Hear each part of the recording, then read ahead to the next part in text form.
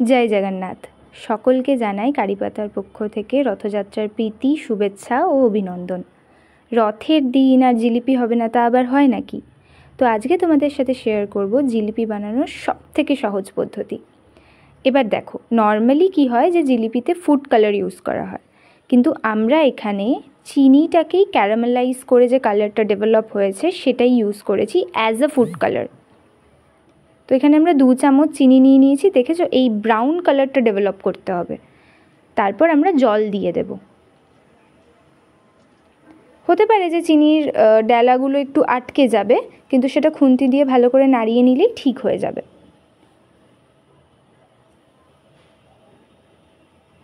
এবার আমরা এখানে 2 থেকে 3টে মতো এলাচ দিয়ে দেবো। আর যতটা পরিমাণ চিনি, মানে আমরা এখানে ইউজ করেছি 1.5 কাপ মতো চিনি, তো সেটা দিয়ে দেবে।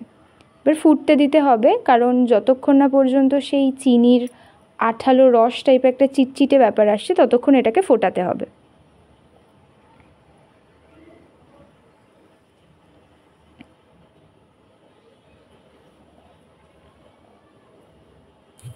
আর নামানোর আগে 1 চামচ মতো লেবুর রস দিয়ে দেবে। দেখো আঠা আঠা ব্যাপারটা হয়ে গেছে, তো আমরা ওটাকে নামিয়ে নেব। এবার ব্যাটারের জন্য 1 কাপ ময়দা আর 3 থেকে 4 চামচ মতো টক দই।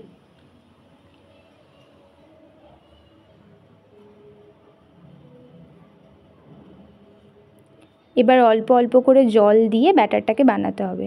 দেখে নেবে যে খুব বেশি না থিক হয়ে যায় ব্যাটারটা, বা খুব বেশি না লিকুইডই হয়ে যায়।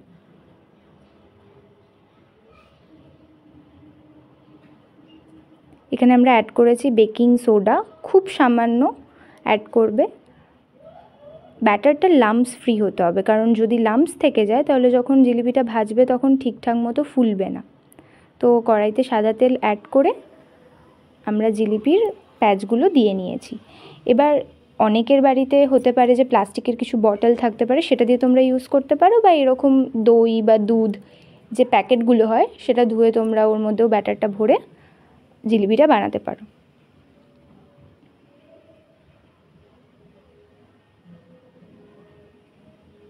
এবার ভাজা ভাজা হয়ে গেলে আমরা ওটাকে তুলে রসে দেব। রসে বেশিক্ষণ থাকবে না, 2 থেকে 3 মিনিট, না হলে জিলিপি নরম হয়ে যাবে।